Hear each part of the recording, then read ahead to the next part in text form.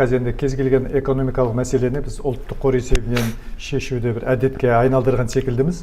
Жалпы ұлттық қорға қатысты мәліметпен кез келген адам, қарапайым адам таныса ала ма?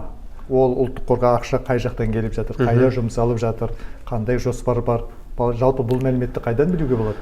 Иә, ұлттық қордың жалпы ақпараты енді ол шыны керек қолжетімді деп айта алмаймын. Оны жалпы ұлттық қордың жұмысына жауап беретін ұлттық банк, үкімет болатын болса, олар да мысалға бір жылына бірлес жалпы ол жердегі қаражаттардың қай мемлекеттерде орналасқандығы, қандай ірі халықаралық корпорацияда орналасқандығы, ол қандай валютада деген сияқты бір қарапайым азаматтардың толғандыратын сұрақтары әлі де жабулы қазан ретінде тұр.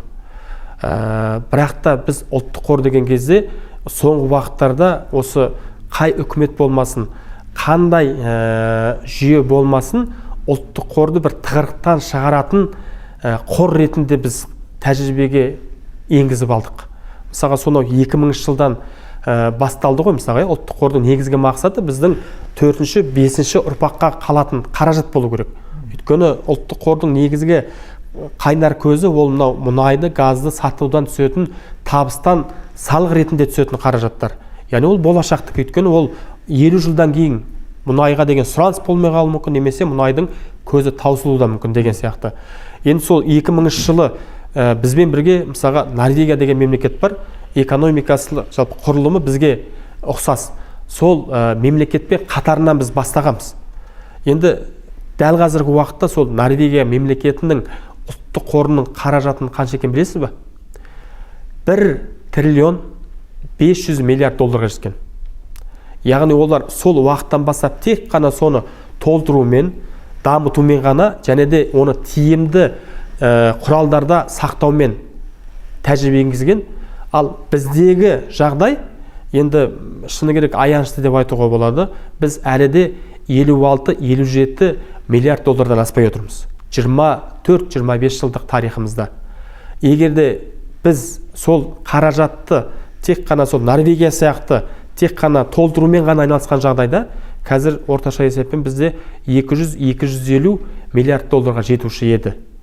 Әрине, енді оған кейбір жағдайларда мынау экономикалық өсім енді ғана пайда бола бастаған 2000 жылдары мүмкін алу керек болған шығар.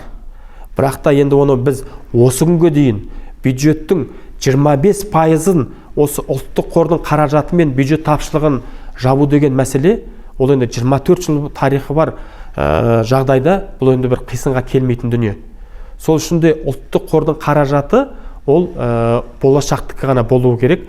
Және де былтырдан басталған мынау ұлттық қор балаларға деген бағдарламаның да енді бір көңіл сүйсінетін жағдайы бар. Енді тіпті болмағанда қазіргі туған баламен 18 жас аралығында жылына бірлес болсын осы ұлттық қордың табысынан түскен дивидендтің 50%-ын алу. Яғни тіпті бір аз-маз ақша болса да халыққа сол арқылы бір үміт отын сыйлаған сияқты. Өйткені жаңағы азаматтар жаңағы сіз өзіңіз сұрағандай осының есептілігі қайда деген кезде, тіпті сол шот ашылған кезде мен 1 жылдан кейін балаларының шотында тұрған ақшаларды арқылы мүмкін мен жаңағы ұлттық қордың жалпы айналымына мүмкін бір қол жеткізе алатын шығармын, ақпарат ретінде деген сияқты.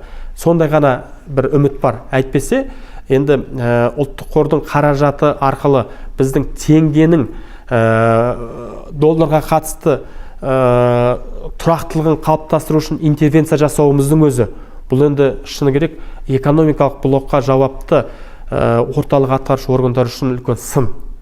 Мысалға бір ғана статистика, былтырғы жылдың